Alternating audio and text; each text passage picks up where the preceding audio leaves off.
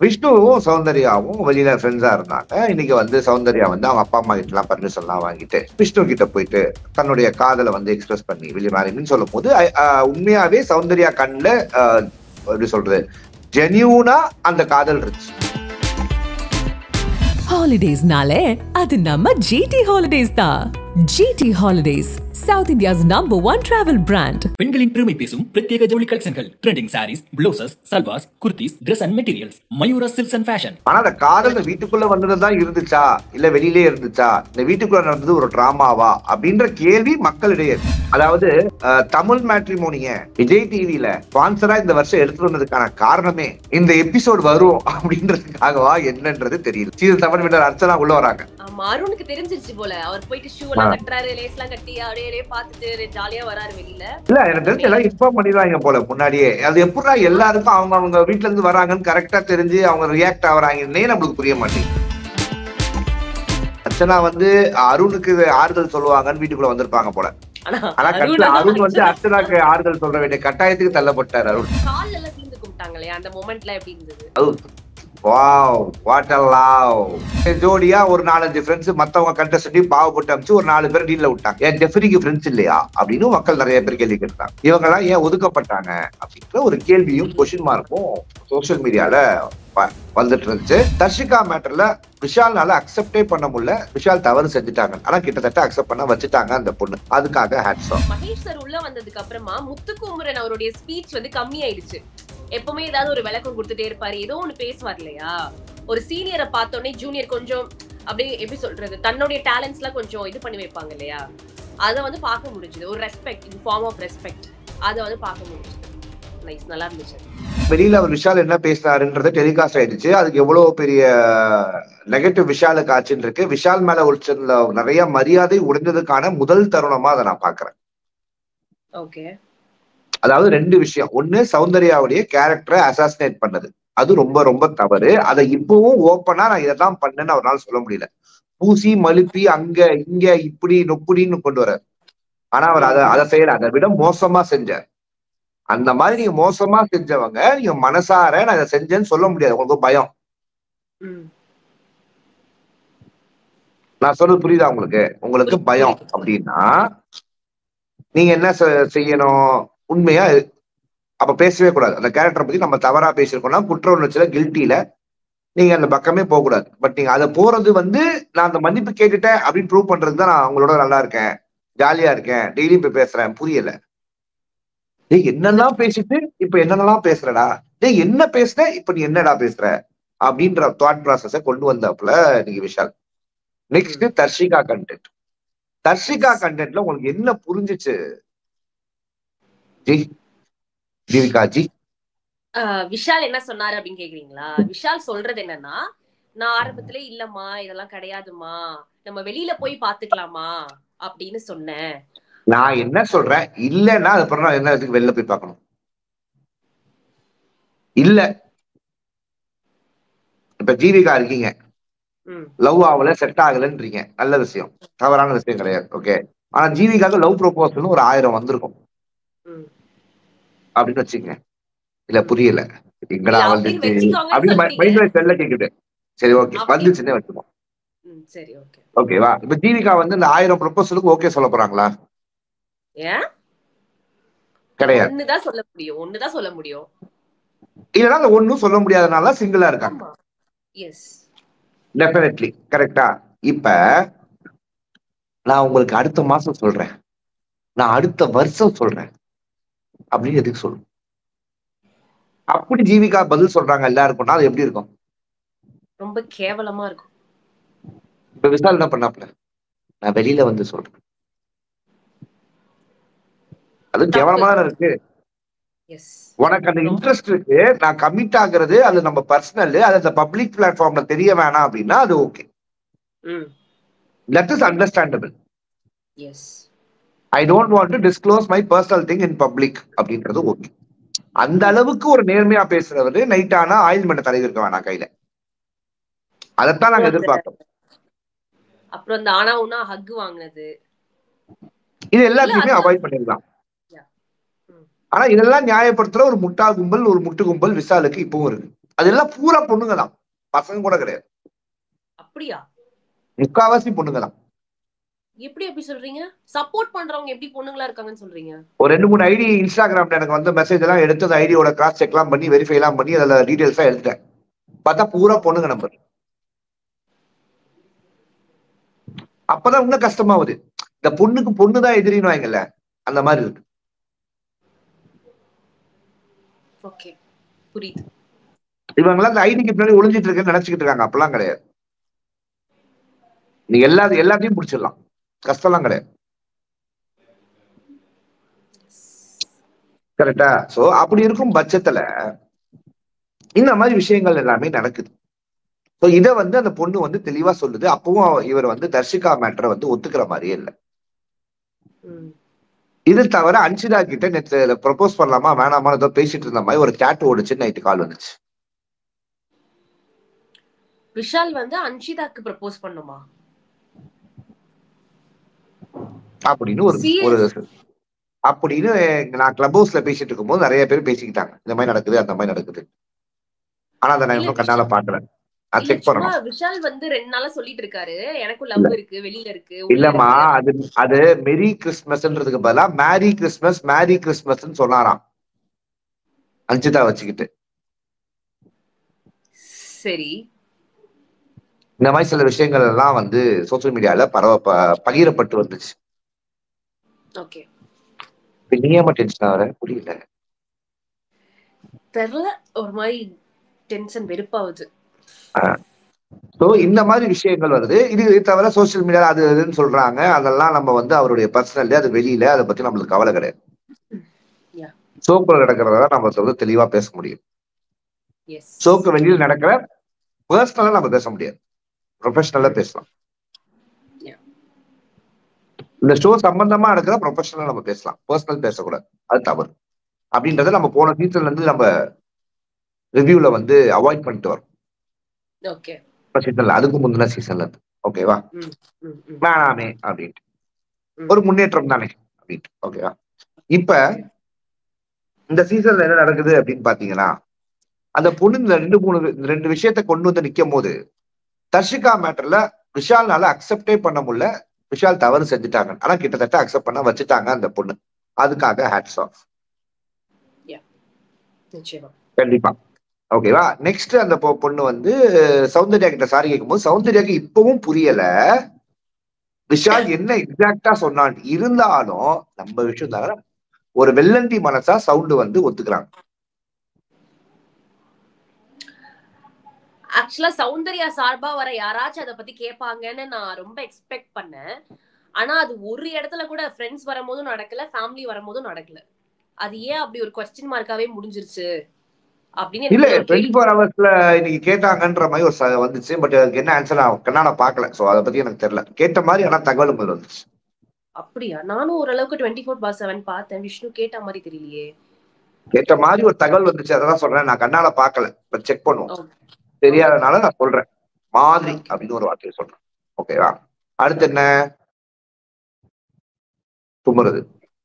இல்ல இல்ல இல்ல, அடுத்து இவங்க 2 பேரும் உள்ள போயிட்டாங்க. அந்த ஷாமந்தா இருக்காங்கல்ல, பவித்ரா அவங்க ஃப்ரெண்டு, அவங்க பவித்ரா கிட்ட உள்ள பேசும்போது ஒரு ஃப்ரெண்டுக்கு என்னெல்லாம் சொல்லணுமோ ஸ்ட்ராங்கா பி பாசிட்டிவ் அது எல்லாமே சொன்னாங்க. ஆனா வெளியில வந்துட்டு மஞ்சரி கிட்ட ஒரு சில விஷயங்கள் பேசினாங்க இல்லையா, அது கைண்ட் ஆஃப் ரூட் இல்லன்னு அவங்க சொன்னாங்க. பட் கொஞ்சம் ரூடா தான் இருந்தது. பிளஸ் அப்பெல்லாம் பூசி மழுப்ப வேணாம், ரூடா தான் இருந்துச்சு. இல்ல அவங்க சொன்னாங்க இத வந்து நீங்க ஒரு ரூடா எடுத்துக்க வேண்டாம், அவங்க என்ன வேணா சொல்லிக்கிட்டோம், அது ரூடா தான் இருந்துச்சு. அது ரூடா இருந்துச்சு. அதுதான் நானும் சொல்றேன். நான் என்ன கேக்குறேன், அவங்க ஃபேமிலி கிட்ட அவங்க கன்வே பண்றாங்க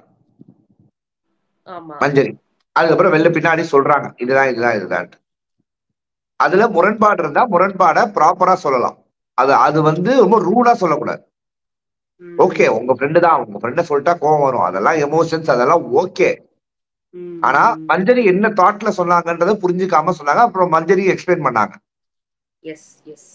மஞ்சரி என்ன சொல்றாங்க, இவங்க என்ன சொல்றாங்கன்னா அந்த கிரெடிட் நீங்க வந்து பவித்ராக தான், நீங்க கிரெடிட்ல ஸ்டீல் பண்ண ட்ரை பண்ணீங்கன்ற மாதிரி தான் கொண்டு வந்தாங்க. ஆனா இவங்க மஞ்சரி சொன்னது என்னன்னா, நான் ஒரு முட்டையை ஊத்திட்டு போயிருந்தேன்னா பவித்ராவை யாரும் ஸ்ட்ராங் பிளேயரா பார்த்திருக்க மாட்டாங்க. நானே சொன்னேன், அத்தனை முட்டை அப்படின்னு எவ்வளவு கஷ்டப்பட்டு சொன்னோம். பவித்ரா அன்னைக்கு தான் தெரிஞ்சாங்க. ஆமா, அன்னைக்குதான் அவங்க வந்து ஒரு பேசும் பொருளாவே மாறினாங்க. அது வரைக்கும் அவங்களுடைய வில் பவரே நம்மளுக்கு தெரிஞ்சிச்சு. ஆமா ஆமா, கரெக்டா இல்லையா? கரெக்ட் தான். சோ அப்ப பவித்ரா அந்த வில் பவரை தெரிய வச்ச ஆளாதான் நான் வந்து மஞ்சரியை பாக்குறேன். வில் பவர் கண்டிப்பா இருக்கு, இல்லாத மனுஷனே கிடையாது. அதுக்கான ஒரு சந்தர்ப்பத்தை ஏற்படுத்தினாங்கன்னு தான் மேட்ரு. அதான் அவங்க சொல்லியிருக்காங்க. ஆமா. So that is not credit. Yes, she is one of the reason. Pavithra வந்து வெளியே தெரிஞ்சதுக்கு மஞ்சரி ஒரு ரீசன் தானே தவிர்த்து இட்ஸ் நாட் a credit. நிச்சயமா நீங்க சொன்ன மாதிரி. ஓகே, அப்புறம் இவங்க எல்லாம் வந்துட்டு போனதுக்கு அப்புறமா பவித்ரா, மஞ்சரி அண்ட் ஜாக்லின் இவங்க 3 பேருக்குள்ள ஒரு கான்வர்சேஷன் போகுது about this. அண்ட் இந்த வீக்கெண்ட் ஆனா நீங்க எல்லாம் ஒரு மாதிரி ஆயிடுறீங்க, வீக் டேஸ்ல என்கிட்ட ஒரு மாதிரி இருக்கீங்கன்னு பவித்ரா ஏதோ குழம்பிட்டாங்களோ அப்படின்னு தோணுச்சு. அவங்க ஃப்ரெண்டு வந்து சில விஷயங்கள் பாசிட்டிவா சொன்னது பவித்ராக்கு அது எப்படி உள்ள போச்சுன்னு தெரியல, தெரியல. That is okay. That is our processing skill னு வெச்சுப்போம். ஏன்னா அவங்க ஒரு மாதிரி பர்ஸ்ட் அவுட் ஆயிட்டாங்க போஸ்ட். அவங்க அதான் சொல்றேன், அது அவங்க புரிதல்னு வெச்சுப்போம். ஓகே, பட் அது சரியானதா? அது வந்து it was correct or not correct? Incorrect. ஒவ்வொருத்தங்களுக்கும் ஒருடைய புரிதல் ஒன்று இருக்கும், ஒரு இன்ட்யூஷன் ஒன்று இருக்கும். ஓகேவா? அது அவங்களோட வியூ பாயிண்ட். ஆனா அது சரியோ தவறோ அதோடைய பின் விளைவுல தான் தெரியும். பேசிட்டாங்க, இப்ப எல்லாரும் மைண்ட்லயும் இருக்கும், அந்த டிக்கெட் டு ஃபினாலே டாஸ்க் வரும், அதுல வந்து போட்டி வரும், இது எல்லாமே இனிமேதான் தெரியும். இப்ப அவங்க சொன்னதை வச்சு பேஸ் பண்ணி மஞ்சரி வந்து இந்த கேம் பரவாயில்ல, இனிமே பவித்ரா டச் பண்ண வேணாம், நம்ம மேலதான் தப்பு அப்படின்னு மஞ்சரி நினைச்சிட்டா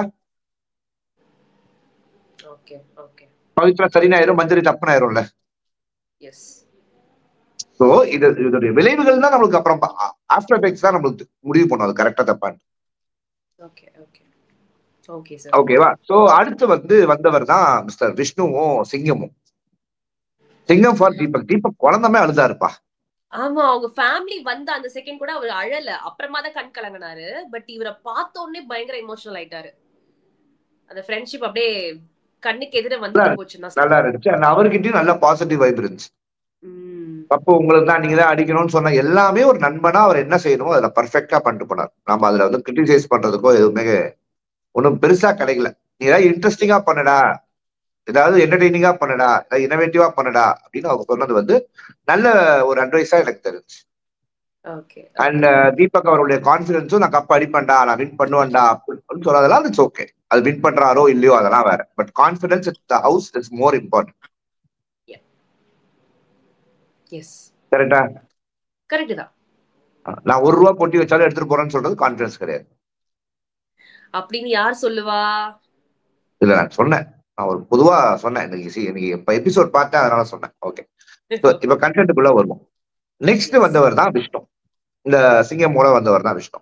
விஷ்ணுவும் சௌந்தர்யாவும் வெளியில ஃப்ரெண்ட்ஸா இருந்தாங்க. இன்னைக்கு வந்து சௌந்தர்யா வந்து அவங்க அப்பா அம்மா கிட்ட எல்லாம் பர்மிஷன் எல்லாம் வாங்கிட்டு விஷ்ணு கிட்ட போயிட்டு தன்னுடைய காதலை வந்து எக்ஸ்பிரஸ் பண்ணி வெளியே மாறின்னு சொல்லும் போது உண்மையாவே சௌந்தர்யா கண்ணுல எப்படி சொல்றது, ஜென்யூனா அந்த காதல் இருந்துச்சு.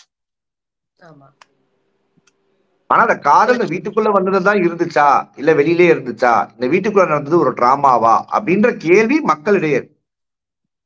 இது வேறயா? ஐயோ, நிறைய இது வந்து ஸ்டேஜ்டா அப்படின்ற நிறைய கமெண்ட்ஸ் நம்மளால பார்க்க முடியுது சோசியல் மீடியால. சரி, அதாவது தமிழ் மேட்ரிமோனிய விஜய் டிவில ஸ்பான்சரா இந்த வருஷம் எடுத்துட்டு வந்ததுக்கான காரணமே இந்த எபிசோட் வரும் அப்படின்றதுக்காகவா என்னன்றது தெரியல. ஸ்பான்சர் அவங்க இந்த ஷோக்கு கல்யாணமாலை டாஸ்க் தான் பண்ணாங்களா? எதுக்குமா பண்ணாங்க? கல்யாணமாலை டாஸ்க் பண்ணாங்களா?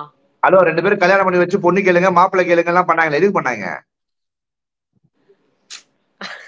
அந்த மார்னிங் டாஸ்கா? அது மார்னிங் டாஸ்க்ல தமிழ் மேட்ரிமோனியோட ஸ்பான்சர் அவங்க. பின்னாடி ஃபுல்லா தமிழ் மேட்ரிமோனி பிராண்டிங்ல தான் பண்ணாங்க. அதெல்லாம் நான் கவனிக்கல சார்.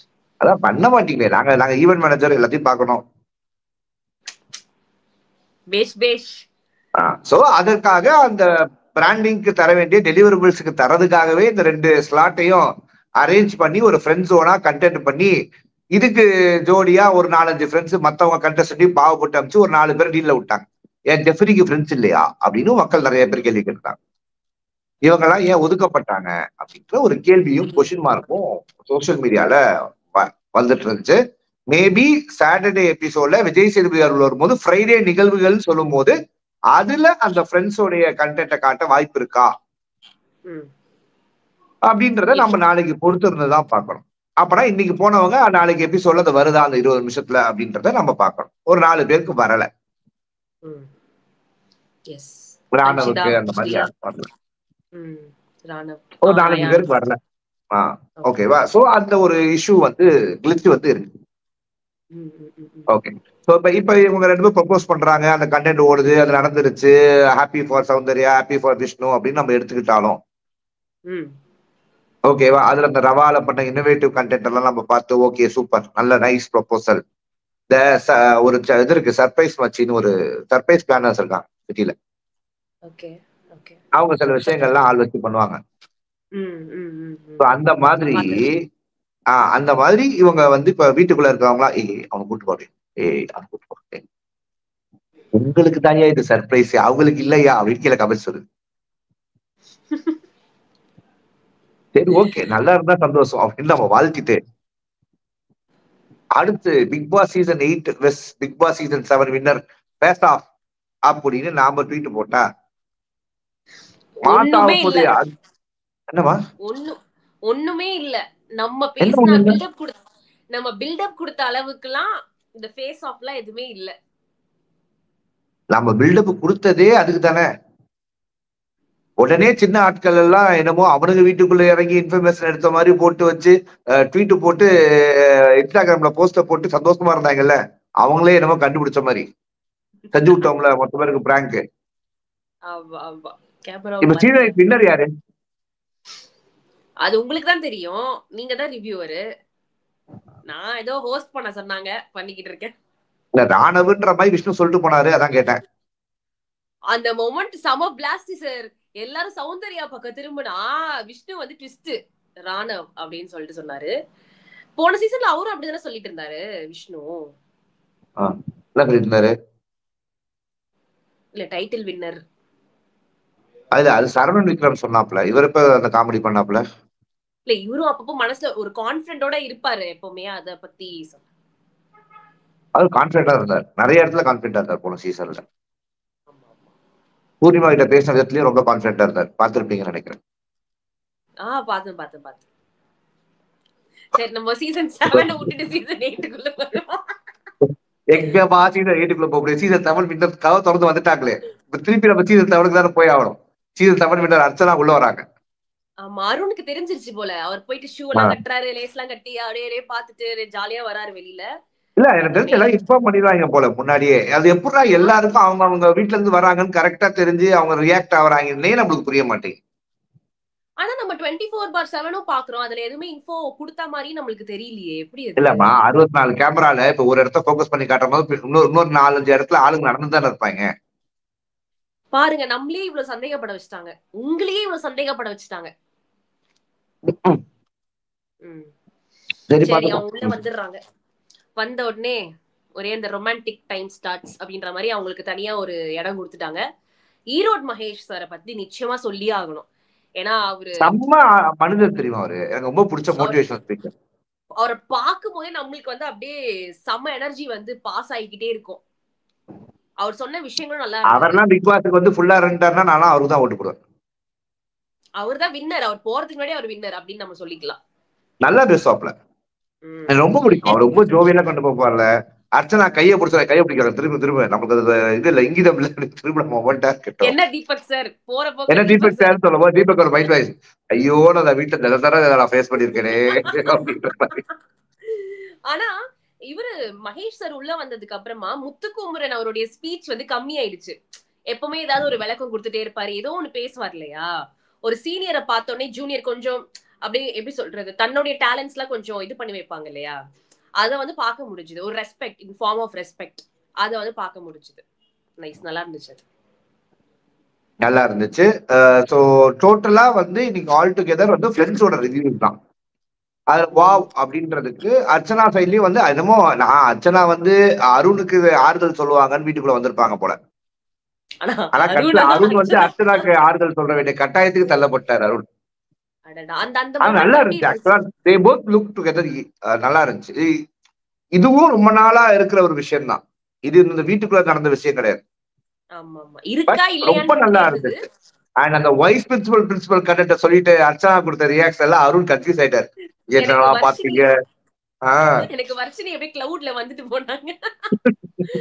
நல்லா So இருந்துச்சு. அந்த அண்ட் அவங்க விஷயங்கள் நல்லா கால்ல எல்லாம் இருந்துச்சு. விழுந்து அவங்க ஆஹ் கால்ல எல்லாம் விழுந்து கும்பிட்டாங்களே, அந்த மொமெண்ட்ல எப்படி இருந்தது? அது வாவ் வாட் அ லவ். இதெல்லாம் நாங்க படத்துல தாங்க பார்த்திருக்கோம். ஏன்னா இல்ல கல்யாணம் பண்ண முக்காவாசி பேர் நாங்களாம் காலில் விழுந்துகிட்டு இருக்கோம். Married mens can relate to this. Before marriage அது, ஆஃப்டர் மேரேஜ் இது. It is all life. அப்போ இது வந்து பிஃபோர் மேரேஜ் சீன். ஆஹ் அப்ப ஆஃப்டர் மேரேஜா அருணி உங்களை மாதிரி தான் ஆயிடுவாருன்னு சொல்ல வரீங்க இதுல இருந்து? இல்ல இந்த உலகமே இதுதான் தியரி. ஊருக்கே பருப்பா இருந்தாலும் வீட்டுக்கு விளக்க மாதிரிதாம்மா. அதான் அந்த டப்பாக்கு வந்து ஒவ்வொருத்தங்க கூப்பிட்டு இந்த மணி பாக்ஸ் அடுத்து வரும், எவ்வளவு இருந்தா எடுப்பீங்க? 25 lakhs, 20 lakhs, 17 lakhs, 16 lakhs, 30 lakhs. உன்னதாங்க நான் ஒத்த ரூபா கொடுத்தாலும் எடுத்துட்டு போயிருவேன். செலவா இருக்குமா, லம்பா எடுங்க அப்படின்ற மாதிரி நிறைய பேர் கமெண்ட் கீழே. ஏய் இருங்கடா, நீங்க சும்மா இருங்களேடா அப்படின்ற மாதிரி இருக்கு கண்டென்ட். ஆக மொத்தத்துல இந்த சீசன்ல பொட்டி தூக்குறதுக்கு பயங்கரமான காம்படிஷன் இருக்கும்னு நினைக்கிறீங்களா? எம்மா பொட்டின்னு வச்ச கூட பொட்டி நல்லா இருக்குன்னு தூக்கிட்டு போயிருவாங்க. பொட்டிக்குள்ள இருக்க காசை கூட பார்க்க மாட்டாங்க. ஐயோ ஐயோ. தூக்கிட்டு போனதுக்கு அப்புறம் தான் பிக் பாஸ் சொல்லுவாரு, பொட்டி உங்களுக்கு இல்ல, உள்ள இருக்கிறதா உங்களுக்கு அப்படின்ட்டு. ஓகே, சோ இந்த கமிங் வீக்ல அது டிக்கெட் டு ஃபினாலே. ஏன் நிறைய பொட்டி எடுத்துட்டு போனவங்ககிட்ட நம்ம இன்டர்வியூ எடுக்கும்போது கேட்டிருக்கோம் அதை பர்சனலா. ப்ரோ இந்த பொட்டி எல்லாம் எடுக்கிறீங்களே, அந்த பொட்டி உங்களுக்கு கொடுத்து அனுப்பிச்சிருவாங்களா? நாங்களும் ஆசைப்பட்டு தான் ப்ரோ எடுப்போம், ஆனா கொடுக்கவே மாட்டாங்க ப்ரோ அப்படின்ட்டு. லம்பா ஒரு அமௌண்ட் தராங்க, அப்புறம் எதுக்கு அந்த பொட்டி? ஏய் பொட்டி நல்லா இருக்குப்பா, குவாலிட்டியா இருக்குமோ? Holidays-nale, adu namma GT Holidays da. GT Holidays, South India's #1 travel brand. பெண்களின் பெருமை பேசும் பிரத்யேக ஜவுளி கலெக்ஷன்கள், trending saris, blouses, salwars, kurtis, Dress and Materials, Mayura silks and fashion.